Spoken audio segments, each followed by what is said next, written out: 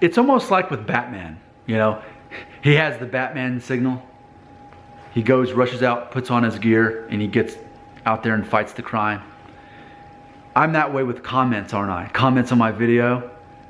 That's how I know Nick Shell is needed. He needs to save the day again. Check this out. I made a video called Predicting If You Will Go Bald by Excessive Body Hair. Are you a hairy young guy? Because I revealed that I have always been a hairy guy.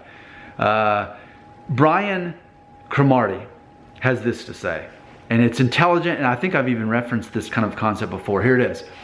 Brian Cromartie says, quote, I noticed my hairline receding at the exact same period of time I started to grow body hair. It was like my hair was leaving my head and traveling down my body. End quote, and amen is what I have to say to that. Back in high school, I was watching the movie called Jack, which happens to be my son and my dad's name, Jack. Robin Williams is in this movie, and it's about a boy who ages very quickly, so that by the time he graduates high school, he's like a senior citizen, but as like a 10-year-old boy or whatever, he's like a 40-year-old man.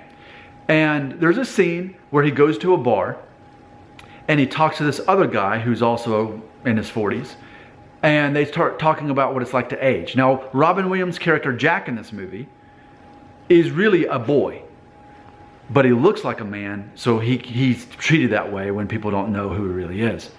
So this other aging man, they're talking about what it's like to age. And the other guy at the bar says, yeah, it's like you lose your hair on your head and it goes everywhere else where you don't want it, like your back and your chest and your arms and all this stuff.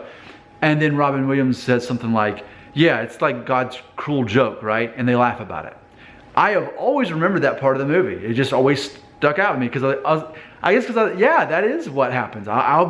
As I get older, I'll be losing my hair and I'll get hair on my back, which I definitely have a lot of hair all over my body. It's not just my back, it's just everywhere. Woolly mammoth, that's me. I accept my fate.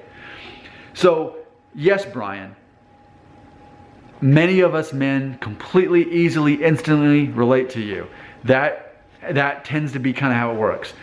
The more cranked up your body hair goes, the further back your hairline goes. And it is like it just, where's it going? It's going way back here. It's just going down the back of my head all the way to my back, into my chest, and just everywhere.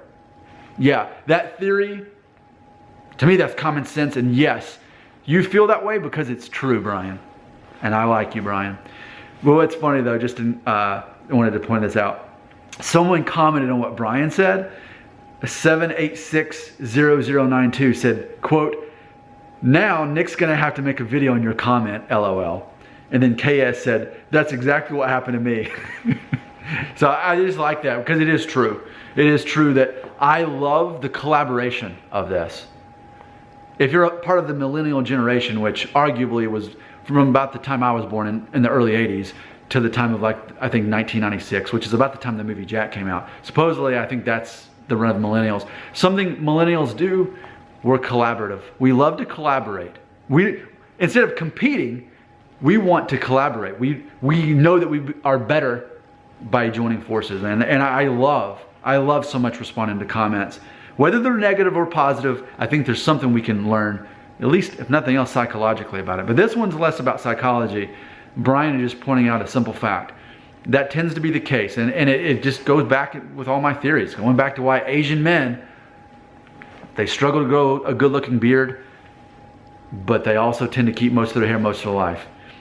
So it makes sense that in most cases, you can't have both. In most cases, you can't have a perfect head of hair and still be able to grow a good beard. In most cases. And if you are the exception to the rule, then you have to identify you're the exception to the rule. And that's why my theories are not 100% accurate, because there's always exceptions to the rule. And you can't just look at one of my hair loss theories like the won't go bald if you can't grow a beard thing, because that's only one of the many parts of my theories. So there you go. But anyway, yes, Brian, you're right. The hair leaves your head and it starts going to the rest of your body. That's kind of how the transition works. I think most people would choose just to keep their hair and not grow the beard. But then, I don't know, if we were to poll Asian men on that, maybe they'd say something different. Maybe they've got so much beard envy. I don't know. But then again, it's much harder on Asian men because they lose their hair, and if you're an Asian man who loses your hair, that's rare. So then you're more ridiculed and judged by society. So there's lots of ways to look at it, but ultimately I think the answer is, we don't think of it as being fair or not fair. We think of it as, how, as a man, do I overcome this from within and not let it bother me? That's ultimately the question we're always answering. And some men have no choice psychologically but to go ahead and get the hair transplant. I mentioned I've got a great uncle who in a certain part of America has a bit of notoriety. He's always been in the spotlight, and he's unashamedly had many hair transplants over the years. He's not ashamed of it.